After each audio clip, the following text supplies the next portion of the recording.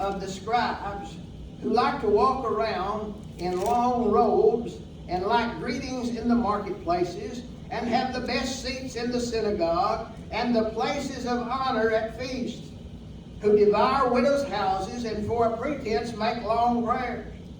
They will receive the greater condemnation. Notice condemnation. Why? Because they were teachers. They should have known better. But they did not. Now in the widow's offering, verse 41, and he sat down opposite the treasury and watched the people putting money into the offering box. Many rich people put in large sums, and a poor widow came and put in 2 small copper coins, which make a penny. And he called his disciples to him and said to them, truly I say to you, this poor widow has put in more than all those who are contributing to the offering box. For they all contributed out of their abundance, but she out of her poverty has put in everything she had, all that she had to live on. So, as we look at this morning and we read this, we see that Jesus sat down next to the offering containers to see how the people gave. You might think that he had no right to do this, but he did. Why? Because everything belongs to God. I want you to turn back with me to 1 Chronicles chapter 29, verses 10 through 20. 1 Chronicles, back in the Old Testament, chapter 29, beginning in verse 10. Therefore David blessed the Lord.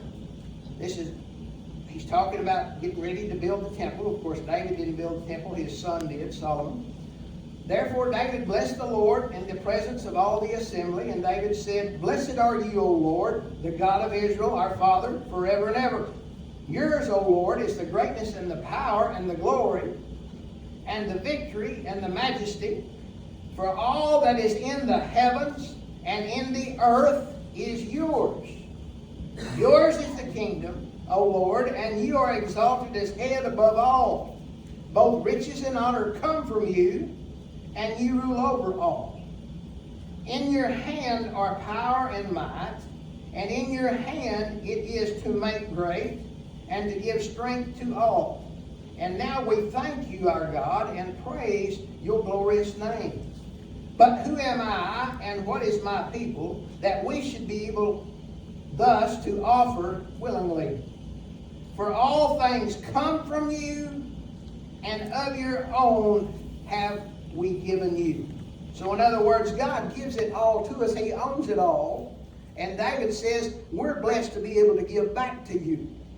And we need to keep that in our mind, that we wouldn't have anything if it wasn't for God. Amen. We wouldn't have a planet to stand on. We'd have never been created in the first place if it had not been for our Creator. So we owe Him everything.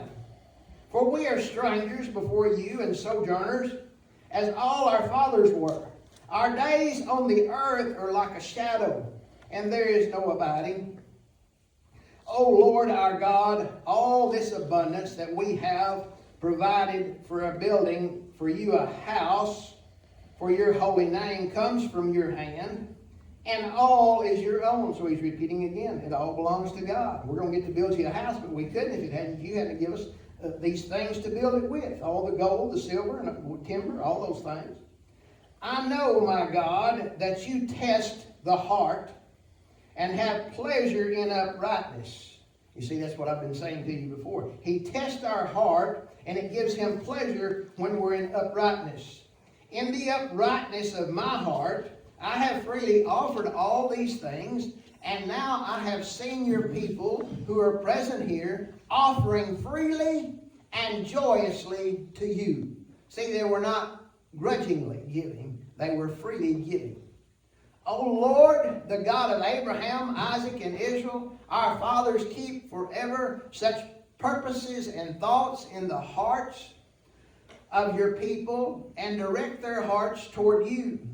Grant to Solomon my son a whole heart, that he may keep your commandments your testimonies and your statutes, performing all, and that he may build the palace for which I have made provision.